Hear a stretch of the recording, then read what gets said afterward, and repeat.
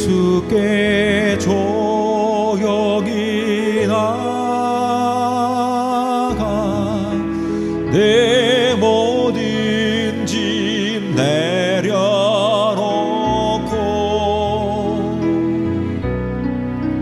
주 십자가 사랑을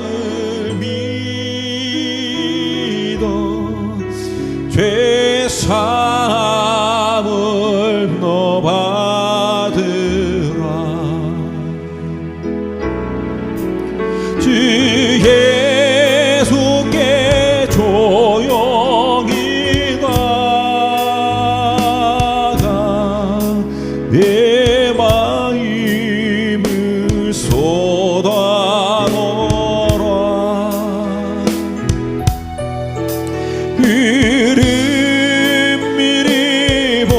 보시는 주님 그를 애를 베푸시니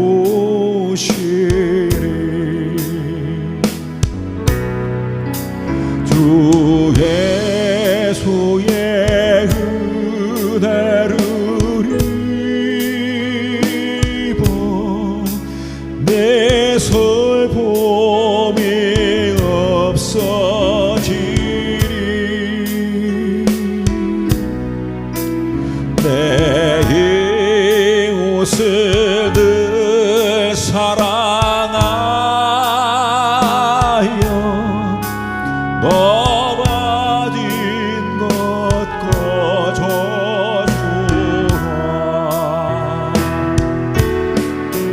주 예수께 조용히 나가 내 마음을 쏟아놓으라.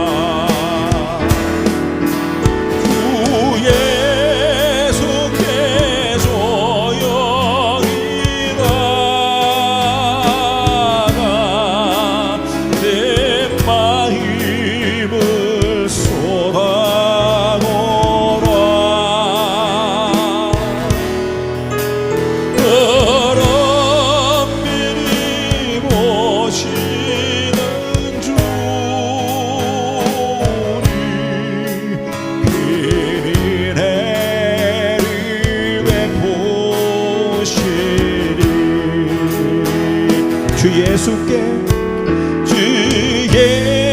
예수께 조용히 나가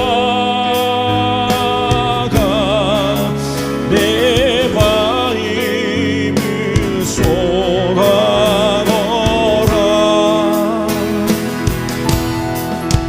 내를 미리 보시는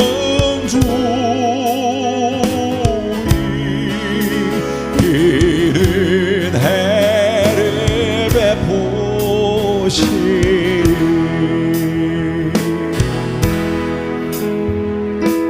예수 귀하시리를 아름다운 영광의 주 임마누엘 함께하시리. 은혜의 주주 말씀이라. 성령님 놀라운 일을 아름다운 위로의 주 임마누엘 함께하시니 거룩한 신주 보혜사라. 하나님 사랑의 길을 아름다운 권능의 주 임마누엘 함께하시니 전능하신 주 여호와라. 예수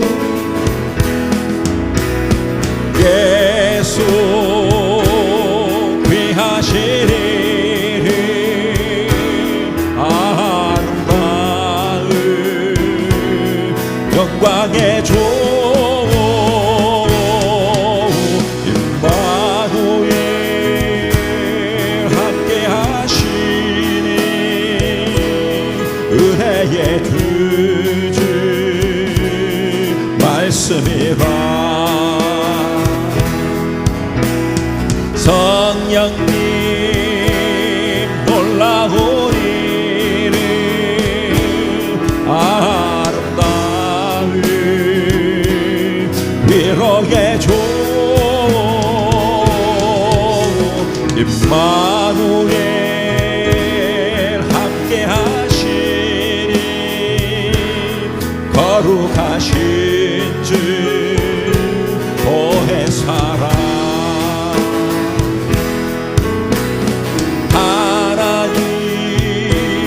사랑의 길을 아름다운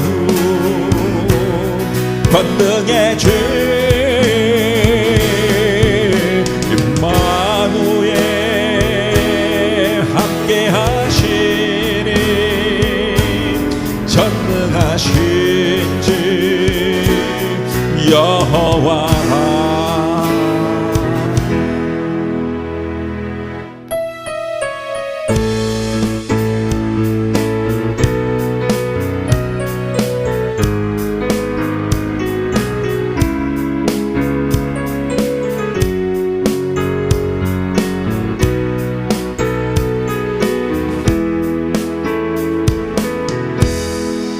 이 시간 주님께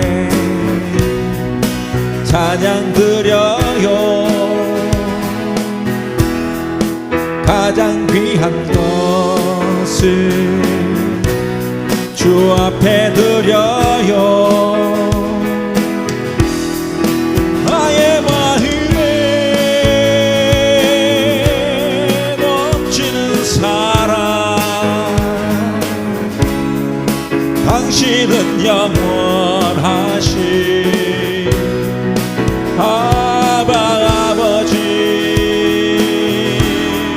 기쁨과 소망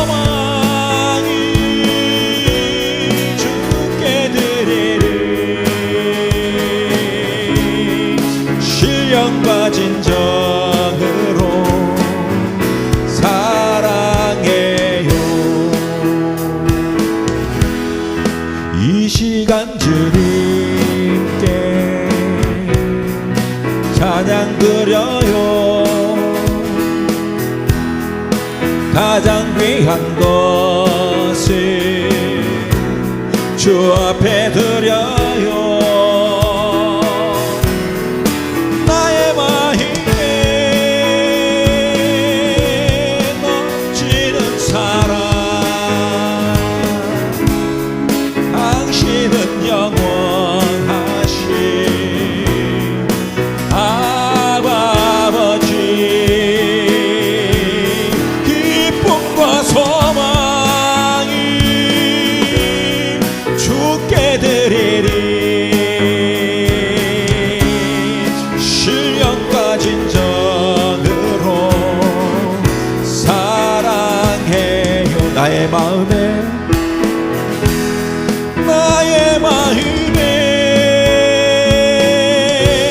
넘치는 사랑, 당신은 영원하신 아버지, 기쁨과 소망이 주께 드리리. 신령과 진정으로 사랑해요.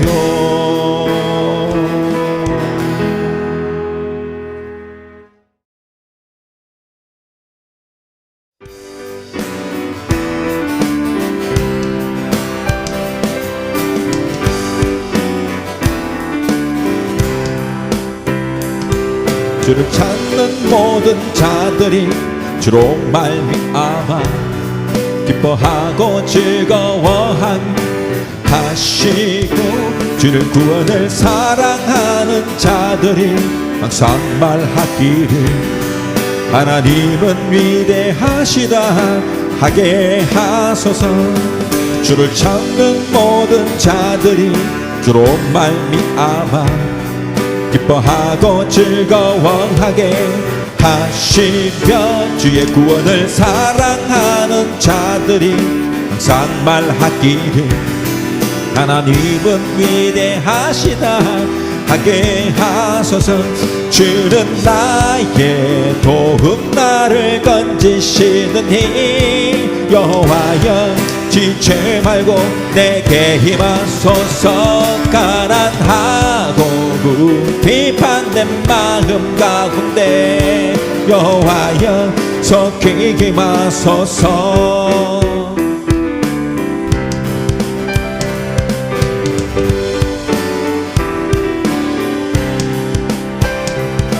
주를 찾는 모든 자들이 주로 말미암아 기뻐하고 즐거워하게 하시며, 주의 구원을 사랑하는 자들이 항상 말하기를 하나님은 위대하시다 하게 하소서. 주를 찾는 모든 자들이 주로 말미암아 기뻐하고 즐거워하게 하시며, 주의 구원을 사랑하는 자들이 항상 말하기를 하나님은 위대하시다 하게 하소서. 주는 나의 도움, 나를 건지시느니 여호와여 지체 말고 내게 힘하소서.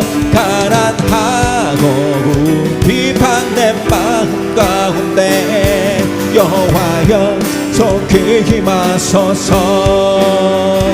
주는 나의 도움, 나를 건지시느니 여호와여 지체 말고 내게 힘하소서.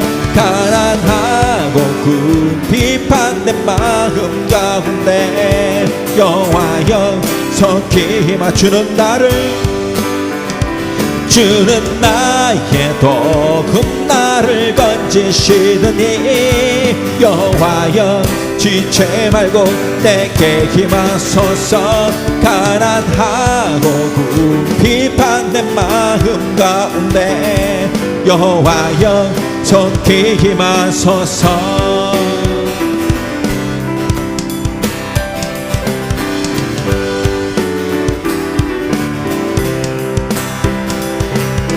라 라라라라라 라라라라라라 라라라라라라 라라라라라라 내 모든 삶의 행동 주 안에 주님 안에 있는 나의 숨쉬는 순간들도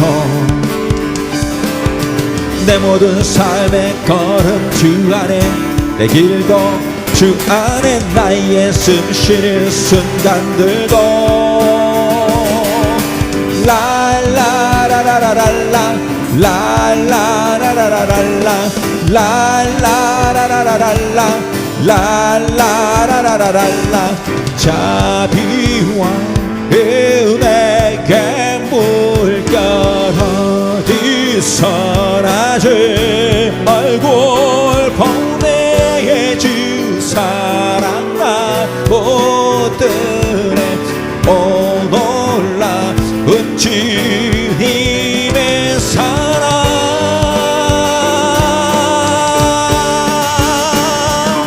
내 모든 삶의 행동 주 안에 주님 안에 있는 나의 숨쉬는 순간들도 내 모든 삶의 걸음 주 안에 내 길도 주 안에 나의 숨쉬는 순간들도 라라라라라라 라라라라라라 라라라라라라 라라라라라라 자비와 은혜의 물결 어디서나 주 얼굴 보내주 사랑 날 붙드네 오 놀라운 주님의 사랑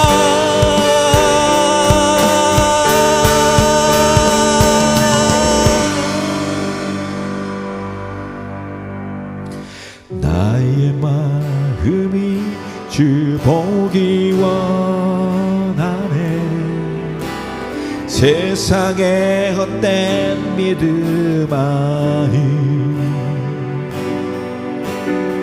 나의 소망은 주님을 바라보는 것 그 어떤 내 상황 속에도 주님이 나를 사랑한 것처럼 내가 주를 사랑하는 것 내 마음 열어 주께 보이기 원하네 나의 모든 것 오직 예수 우리가 주님을 사랑한 것이 아니요 주님이 우리를 사랑하사 그 아들을 보내신 그 사랑 나는 이제야 알았네 이해할 수 없는 주님의 사랑이 나의 마음이 주 보기 원하네 세상의 헛된 믿음 아니 나의 소망이 주님을 바라보는 것 그것도 내 상황 속에도 주님이 나를 사랑한 것처럼 내가 주를 사랑하는 것 내 마음 열어 주께 보이기 원하네 나의 모든 것 오직 예수 우리가 주님을 사랑한 것이 아니요 주님이 우리를 사랑하사 그 아들을 보내신 그 사랑 나는 이제야 알았네. 이해할 수 없네 주님의 사랑이. 우리가 주님을 사랑한 것이 아니요 주님이 우리를 사랑하사 그 아들을 보내신 그 사랑 나는 이제야 알았네. 이해할 수 없는 주님의 사랑이.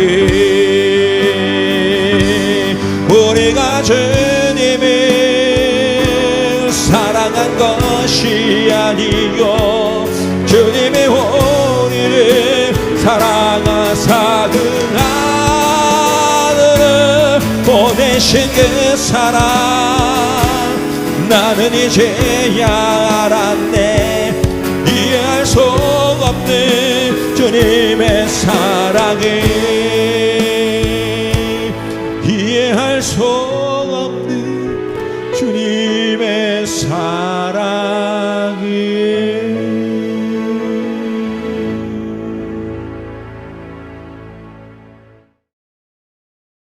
함께 나눌 하나님의 말씀은 누가복음 5장 27절에서 32절까지 말씀입니다.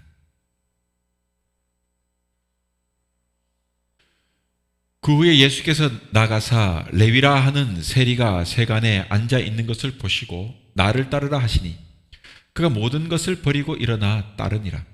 레위가 예수를 위하여 자기 집에서 큰 잔치를 하니 세리와 다른 사람이 많이 함께 앉아 있는지라. 바리새인과 그들의 서기관들이 그 제자들을 비방하여 이르되 너희가 어찌하여 세리와 죄인과 함께 먹고 마시느냐. 예수께서 대답하여 이르시되 건강한 자에게는 의사가 쓸데없고 병든 자에게라야 쓸데있나니 내가 의인을 부르러 온 것이 아니요 죄인을 불러 회개시키러 왔노라. 아멘.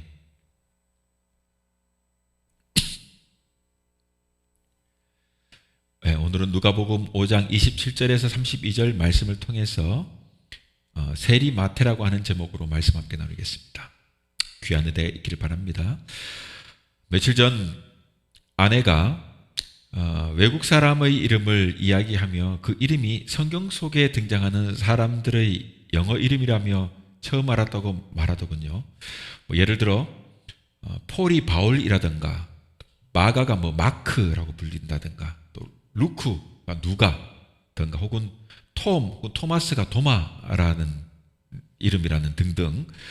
이처럼 이름은 그 사람을 나타내는 가장 기본적인 이미지의 형상입니다.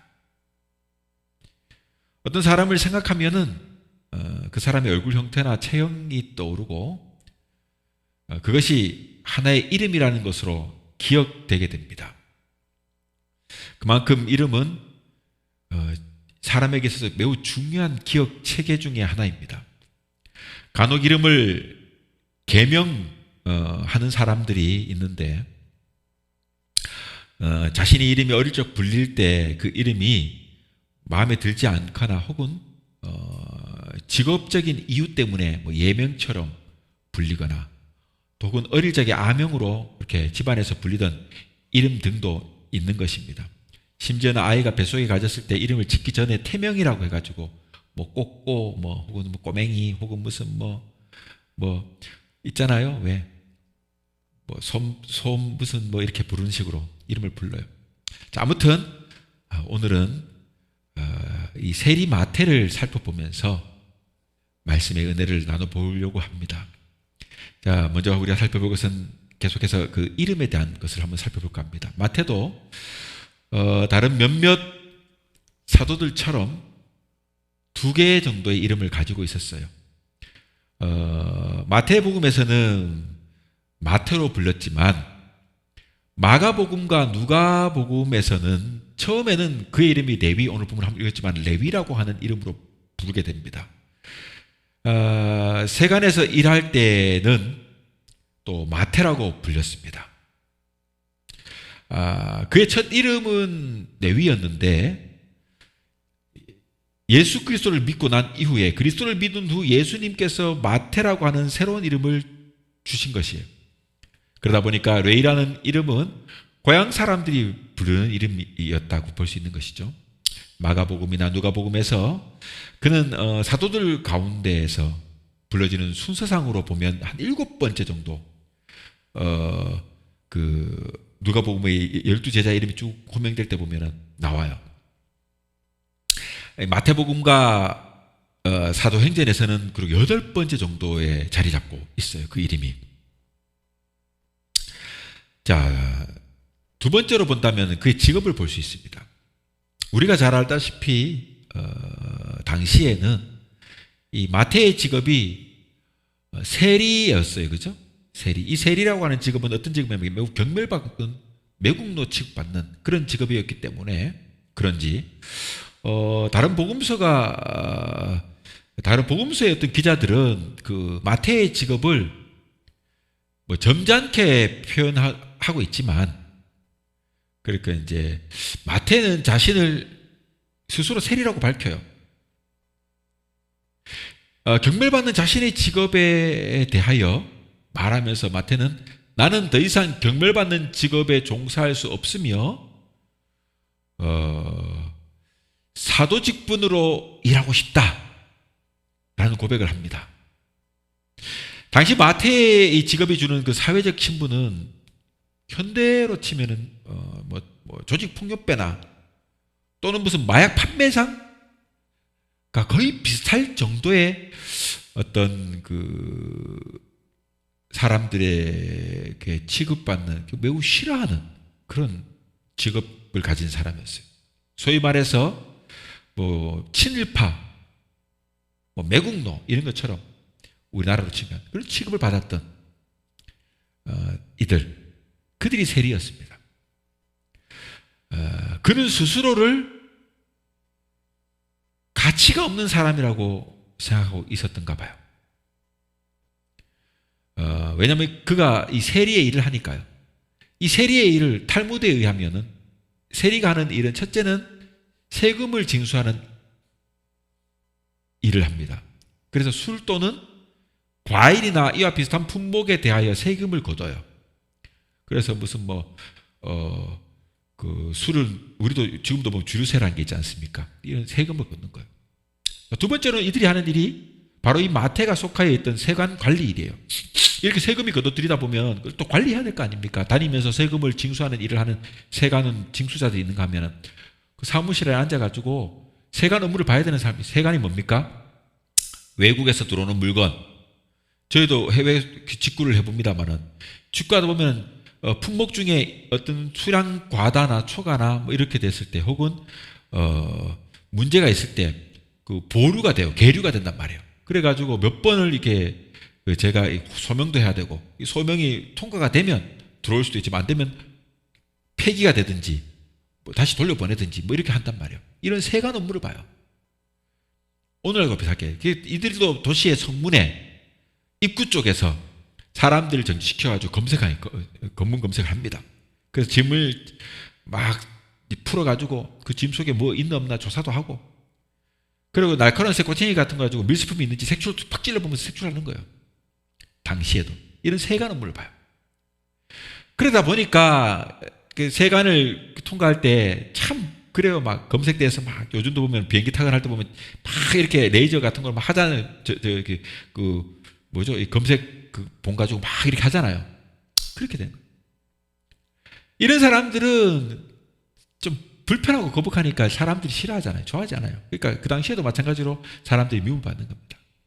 이런 일들이 세리가 하는 일들이에요. 자, 그러면 이 세리 마태는 어디에서 근무했느냐? 마태가 살던 곳은 가버나움이에요. 이곳은요, 무역의 도시예요. 참으로 무역하기 좋은 위치의 도시였단 말이에요.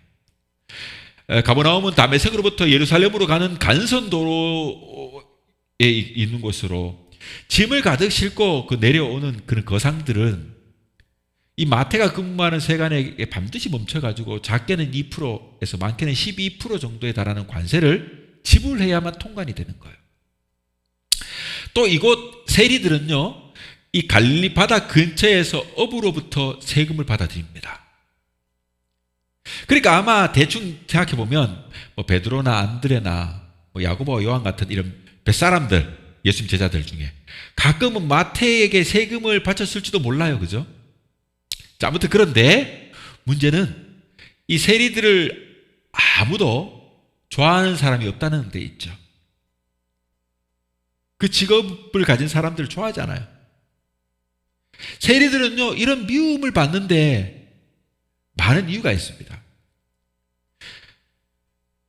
대부분의 세리들은 정직하지 않습니다. 이들은 자기들의 직업을 유지하기 위하여 로마 당국에 일정한 금액을 바칩니다. 그 후 또 어떻게 해요? 그 이상, 바칠 양만 바치면 되는데 그 이상으로 자신들의 주머니에 채우기 위해서 더 많은 세금을 걷어들이고 막 사람들에게 막 끌고 모읍니다. 원래는 예를 들면 1,000원만 받아야 될 거를 1,500원이나 1,200원, 1,100원씩 받아가지고 일부 양을 자기 뒷주머니에 채우는 겁니다. 이러한 세리들의 행동에는 탐욕, 부패, 착취, 협착이 따르는 이런 그 행동이 있지 않습니까? 이처럼 이들 로마 제국이라는 그 권력을 배경으로 로마 군사의 힘을 빌려가지고 강제 징수를 하고 사람들을 협박하고 감언이설로 속이며 남의 것을 빼앗는 일을 일삼는 거예요. 이렇게 높은 세금 수탈에 서민들이 고통을 당하는 동안에 그들은 어떻게 해요? 점점 부자가 되는 거지 않습니까? 부자가 돼요. 즉 이들은 로마 제국에서 봉사하는 직업 때문에 미움을 받고 동족으로부터 더러운 사람들로 취급되었지만, 그리고 외국 정부와 야합하고 하는 그 공모자로 간주되지만 그들은 점점 부가 축적되는 거예요. 그렇게 되니까 결국 이 세리라고 하는 직업은 가장 추악한 직업 가운데 하나가 된 겁니다. 예수님 시대의 유대인들에게 이 세리들은 이방인이나 창녀와 한통속으로 취급되었어요. 그러니까 세리와 죄인 이런 식으로 함께 취급받는 거예요. 세리와 죄인. 이들은 최하층 사람의 통칭하는 단어가 된 겁니다. 그러니까 오늘도 보니까 사람들이 수근수근 거리는데 세리와 죄인들과 함께 뭐 이런 식으로 말하지 않습니까? 자, 더구나 이들은 얼마나 사람들이 싫어했느냐 하면 그 싫어하는 뿐만 아니라 이 사람들을 믿지 않는 거예요. 그러다 보니까 재판을 있게 되면 재판 속에도 보면은 그 무죄와 유죄를 따질 때 증인을 부르지 않습니까? 증인을. 그런데 증인으로도 세울 자격을 주어지지 않는 거예요. 목격자가 있어도 그 세리가 목격자면은요, 그거 증인이 될 수가 없어요. 세우지 안 세우니까. 일반 죄인을 조롱할 자격도 없어요. 회당에 들어가는 것도 허락되지 않았을 뿐 아니라 세리의 돈은 연보로 받아주지도 않았어요. 즉 이들은 사회적으로 보면은요, 당시에 우리가 뭐 성경에 나올 문둥병 이래서 한센한 자 있지 않습니까? 이와 같은 취급, 지위를 버림받는 그런 사람들이었어요. 그러니까 마태 역시 그런 삶을 산 사람이다 이 말인 거예요. 이러한 사람을 우리가 세 번째로 예수님이 부르신 것입니다. 가버나움은 예수님의 활동이 중심지였기 때문에 마태도 아마 예수님에 대한 이야기를 여러 차례 들었을 것이 분명해요. 가버나움에서 예수님은 베드로의 장모의 병을 고쳐셨는데 그 때문에 베드로의 문 앞에는요, 예수님에게 병을 고치려는 이 지역의 사람들이 몰려들 경우도 있었습니다. 자, 그러던 어느 날 이 마태는 형제와 사촌들과 함께 시몬이 예수님을 따르기 위하여 자신의 직업을 포기한 이야기와 또 지붕을 통하여 수족이 마비된 사람이 내려와서 고침을 받았다는 그런 이야기들, 이런 이야기들을 듣게 되지 않겠습니까? 그런데 중풍병자에게 말하기를, 우리가 잘 알잖아요.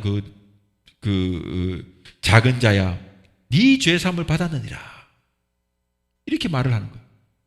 아마 이처럼 마태도 내심은 이런 생각을 할 거예요. 야, 자신의 죄를 용서받을 수 있을까? 이런 이야기를 들 때마다 그런 생각이 하지 않겠습니까? 자, 그런데 어느 어느 날 갑자기 내가 근무하는 이 세관 사무실에 예수님이 나타나신 거예요. 어느 날. 이 예수님과의 만남에서 마태는 전에는 결코 느껴보지 못했던 죄의식을 느끼기 시작했던 것입니다. 그리고 예수님께서 자비로운 말씀으로 말씀하여 나를 따르라. 그렇게 하니까 이 부름에 압도당하여 너무도 기뻤던 그의 마음은 평강으로 충만해지고 마침내 그의 제자가 되어 그를 따르게 되는 것입니다. 그러니까 그는 즉시 다 순종하고 사무실의 문을 탁 닫아버린 거예요. 이처럼 예수님이 레위라고 불리던 이 마태를 택하실 때 이 둘 사이에는요, 요즘으로 친다면 뭐 학연이니 뭐 지연이니 혈연이니 같은 뭐 그런 어떤 연관되어 있는 인간관계 이런 것도 없었어요. 그죠? 그런데 예수님의 말씀에 매료당하여 완전히 빠져들어 버려 그를 선생으로 스승으로 모시면서 자신의 모든 것을 다 버리고 그를 따른 거예요.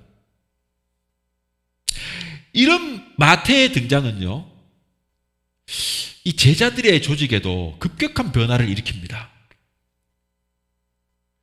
성경에서 제자들의 이름이 등장하는 곳 두 곳의 본문의 명단에 보면 마태는요 7번째 기록된 것을 봐요. 그죠? 아까 제가 7번째라 그랬잖아요.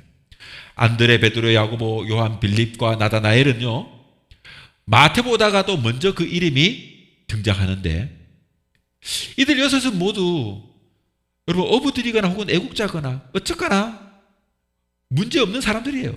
평범한 직업을 가진 사람이다 이런 거예요. 그죠? 그런데 이들 중에 혐오받는 이 세리, 손가락질 받는 이 세리가 여러분 이 사이에 좀 끼어들면서 이런 친근하고 친숙했던 동료들에게 어떤 일이 벌어질까요? 긴장을 유발시키는 거예요. 그동안은 이 사람들이 예수님 따르기 전에는 어땠어요? 이 사람들이 예수님 따르기 전에는 저들을 보고 아이 매국노 같은 놈의 새끼들 이러고 막 싫어했을 거 아닙니까? 우리의 돈을 빼앗아가지고 뒷주머니에 채우는 저런 나쁜 사람들 하면서 손가락질 했는데 그렇죠. 손가락질 했던 사람이 지금 우리 조직 속에 들어온 거예요. 그러니 긴장관계가 생기지 않겠습니까? 마태를 택한 이 예수님의 이 정책은요 결국 사람들에게 지금 공동체 안에 지금 거리감을 주는 겁니다.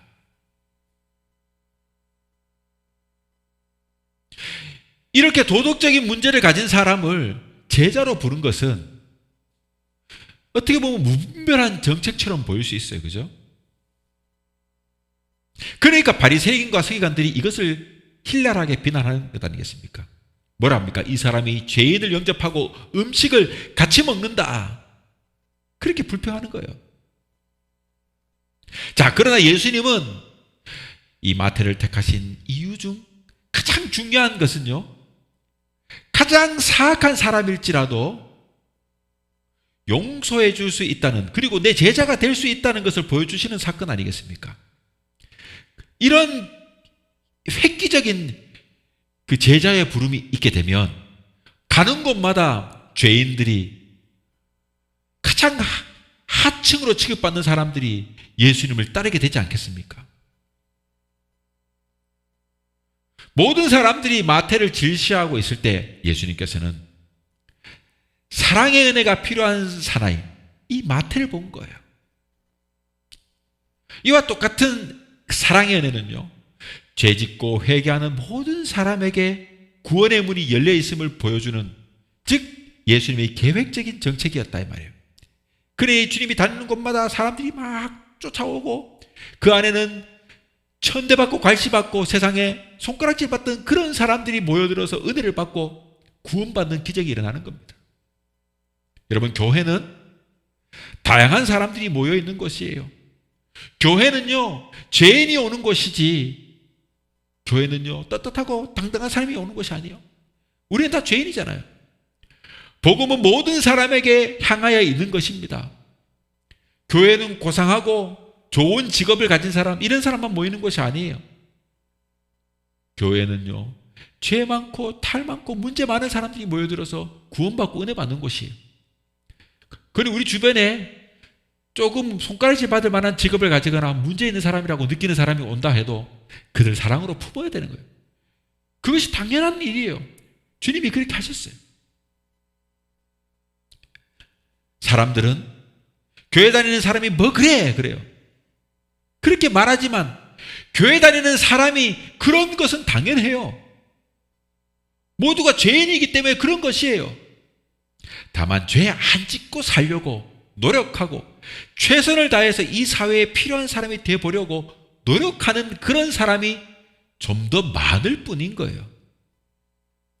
자, 네 번째로 본다면 지금 마태가요, 주님을 모시고 나서 자기 집에 초대하여 풍성한 잔치를 벌입니다. 누가복음 5장에 보면 예수님이 제자가 된 직후 이 마태는요, 자기 집에 큰 잔치를 베풀었는데 넓은 집이 많은 손님들이 대접하기 접대하기에 충분한 거예요. 여러분, 넓은 집은 누가 살아요? 돈 많은 사람이 사는 거예요. 그렇죠? 많은 사람을 초대할 만큼 넓은 집과 뜰을 가지고 있는 것, 돈 많은 사람이에요.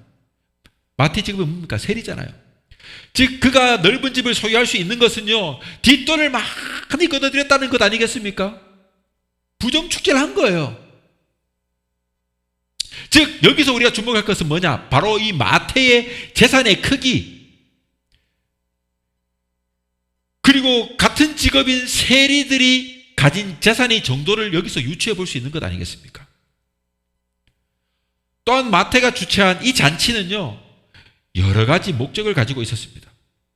첫 번째로 그는요, 축하하기 위해서 잔치를 베풀었습니다. 이 하늘의 비밀을 밝히는 스승이요, 병든 자들을 고치시는 능력자이며 기적을 행하는 이 예수님의 제자가 되어가지고 그분을 내가 따르게 된 것을 마태는 매우 기쁘게 생각했습니다. 이것을 축하하고 싶었어요. 그러니 마태는 오직 감사하는 마음으로 잔치를 베풉니다. 두 번째는 어떤 것일까요? 작별하기 위하여 잔치를 베푸는 겁니다. 이 잔치는 마태 자신의 잘못된 과거를 청산하는 자리입니다. 자신이 불행했던 과거를 청산하고 이제 새로운 삶을 살게 된 것을 기념하는 자리예요. 그러니 이 자리에 자신의 동료들을 초대하여 자신은 지금 이제 이 직업을 떠난다, 동료들에게 이야기하는 겁니다. 내가 세리하면서 그동안 이렇게 버렸지만 다 버릴 거야. 이제 나는 이제 새 사람이 된 거야. 예수님을 쫓으면서 이제 참다운 사람으로, 사도로 난 살아갈 거야. 제자로 살아갈 거야. 과거를 청산할 거야. 이런 자리인 거예요. 예수님의 제자가 된 것을 공표하는 그런 복된 자리다 이 말이에요. 즉 일종의 송별 파티였던 거예요. 옛날 생명은 죽고 이제 새로운 생명이 중생함을 고백하는 자리다. 그리고 세 번째는 이 잔치를 왜 베풀었냐? 증거하기 위해서 그래요. 자신들이 동료인 이 세리들에게 증거하기 위하여 초청했던 거예요. 즉 이 잔치는요, 사람들의 눈에는 죄인들이 모인 자리입니다. 그런데 이 잔치는 참으로 놀라운 광경이 아닐 수 없는 거잖아요. 죄인이 막 모여들으니까. 마태는 여러분 주인의 자리에 앉아있고 예수님은 이 잔치의 상석에 앉으신 거예요. 즉 마태는요, 이 행사를 주최한 주관자이고 이 잔치의 최고의 상석에는 바로 예수님이 앉은 거예요. 칠레의 한 마을의 교회에서 철야 집회, 부흥회가 열린 겁니다. 근데 마을 사람 대부분이 교인들이었기 때문에 이 집회에 참석하게 됩니다. 그런데 이 집회가 하는 동안 밤마다 도둑들은요, 교회에서 들려오는 찬송가 소리를 들으면서 자, 교회에 가가지고 비어있는 이 성도들 가정집에 들어가가지고 마음 놓고 지금 도둑질을 하는 겁니다. 그런데 이 어떤 도둑은요, 예배당까지 가가지고 예배석에 숨어 들어가가지고는 앉아있다가 그만 은혜를 받아가지고 자신의 죄를 깨닫고 회개하기도 합니다. 자, 그런데 여러분, 이런 일이 있은 지 1년이 지난 후에 이 도시의 경찰은요, 특이한 일을 하는데요. 그것은 바로 당시에 붙잡은 도둑이 24명이 있었는데 이 24명의 도둑들이 사진과 함께 목사님 앞에 연하장을 보냈던 것입니다. 경찰은 당시 범인들이 그 집회의 말씀을 듣고 도둑질에서 손을 뗐기 때문에 이들이 사진을 교회의 기록에 함께 보관하는 것이 좋겠다 하는 제안을 하였던 것입니다. 여러분, 이처럼 증거를 남긴다는 것, 그것은 바로 그렇게 확실하게 남는 것입니다. 즉, 이 잔치 자리에는요, 바로 이 증거로 남기기 위한 자리였다 하는 것입니다. 자, 다섯 번째로 본다면 마태의 저술입니다. 그렇다면 마태가 제자로 부름을 받아가지고 그가 단순히 사도의 역할로 머무는 것이 아니라 후대를 위하여 귀한 일을 남기는 그런 은혜를 경험하는 것입니다. 예수님께서는 이 마태의 잠재력을 보신 것입니다. 마태는 어떤 사람입니까 지금? 그는 세리입니다. 세리. 셈에 빨라요. 계산에 빨라요. 그리고 눈치도 빠르겠죠. 마태는요, 예리했습니다. 훈련되어 있었어요. 용모가 출중하고 헬라인과 라틴 사람과 아랍인에 대하여 정통했습니다. 이런 마태가 세리였기 때문에, 세관이었기 때문에 여러 나라에 통관되는 사람들을 보면서 라틴 사람들, 이태리 사람들, 아랍인들, 즉 로마인들, 아랍인들, 그리스인들, 헬라인들, 그리고 이제 흑인들, 이런 사람들이 왕래하는 곳에서 무역상들이 왔다 갔다 해서 있었다 보니까 정통한 거예요. 이런 마태가 결국 어떤 일을 합니까? 신약의 첫 번째 복음서인 마태복음을 저술하게 되는 거예요. 마태복음은 유대인을 겨냥한 복음서입니다. 왕으로 오시는 예수 그리스도. 즉 마태는요, 구약 속의 선지자들에 의하여 약속된 참 메시아가 예수임을 증명하는 결심을 합니다. 마태는 그래서 유대인의 조상인 아브라함과 다윗의 혈통을 조사합니다. 예수 그리스도의 가계를 추적합니다. 그렇게 추적하여서 14대에 걸친 3개의 그룹을 만들어요. 즉 아브라함 이후에 14대, 다윗 이후에 14대, 이런 식으로 해서 14대씩 끊어요. 그렇게 해가지고 마태는 예수 그리스도의 혈통을 밝혀냅니다. 마태복음의 거의 절반 정도가 마가복음처럼 활동의 기록으로 되어 있지만 마태복음의 특징은요, 위대한 논술이라고 하는 점이에요. 논술. 또한 마태는요, 저술뿐 아니라 전도자로서도 아주 훌륭했습니다. 전설에 따르면 마태가 에티오피아와 파사에서 복음을 전파했다는 이야기도 전해지고 있습니다. 즉 그는 위대한 사도로 예수 그리스도의 사명을 충실히 감당하다가 그렇게 사명을 다하고 죽었다는 것입니다. 자, 이제 말씀을 함께 맺어볼까 합니다. 자, 오늘 우리는 마태라고 하는 인물이 어떻게 예수님을 만나서 어떻게 그 은혜를 그 일평생 동안 살면서 최선을 다하여 그리스도의 제자로 살아갔는가를 함께 나눠봤습니다. 그가 어떻게 예수님을 만나는가, 예수님을 만나는 그 장면을 보면서 그가 어떻게 행동하였는가를 살펴보며 은혜를 우리가 함께 나눴습니다. 우리도 마태처럼 우리를 잘 아시는 하나님께서 우리를 자녀로 부르신 그 분명한 이유를 살펴봐야 돼요. 그러므로 우리는 마태처럼 과거를 청산하되 분명하고 또렷하게 청산하여야 합니다. 더불어 우리의 재능을 사용하시는 주님을 바로 볼 줄 알아야 돼요. 마태의 재능을 알았기 때문에 주님은 그를 불렀어요. 그가 세관으로서 여러 나라의 사람들을 통관하면서 그렇게 얻었던 그런 지식과, 그리고 그가 세리를 하면서 세관을 하면서 셈에 능하는 그런 모든 것들을 활용하여 마태복음이라는 것을 쓸 수 있는 그런 위대한 일들을 감당해야 했던 것들, 이런 것들을 봐야 돼요. 주님도 우리의 재능을 사용하십니다. 그것을 바로 볼 줄 알아야 돼요. 우리 주변에 놓인 많은 일들, 사건들 속에 우리 산적한 이 많은 문제들을 어떻게 믿음으로 풀어가야 하는가, 그러므로 깊이 생각해야 합니다. 그리하여 우리는 우리 또한 천국에 이르는 그날까지 믿음을 굳게 지키며 이 마태처럼 주님의 충성하여 귀한 사명을 잘 감당할 수 있는 그런 믿음의 사람들이 다 될 수 있기를 주님의 이름으로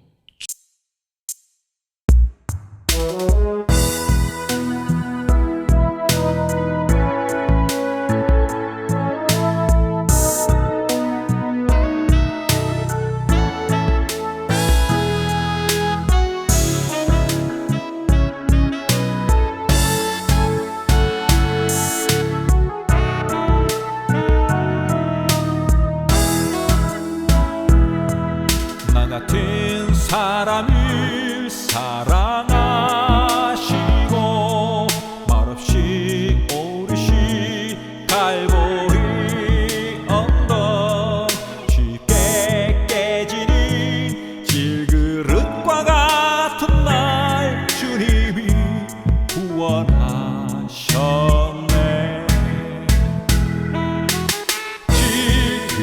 질그릇에 담긴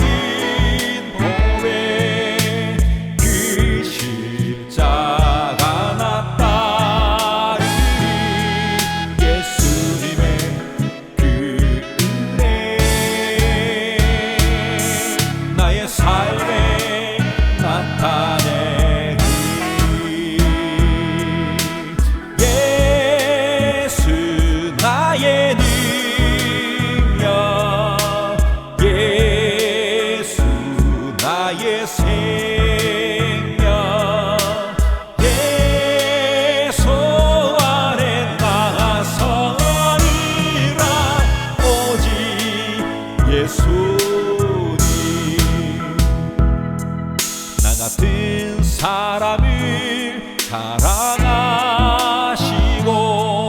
말없이 오르신 갈보리 언덕 쉽게 깨지는 질그릇과 같은 날 주님이 구원하셨네.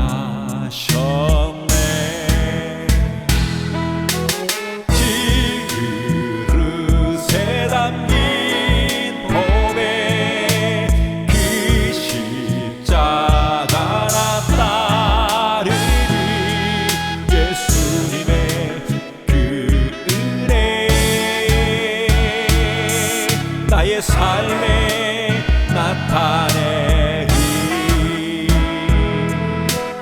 예수 나의 능력 예수 나의 생명 예수 안에 나서리라 오직 예수님.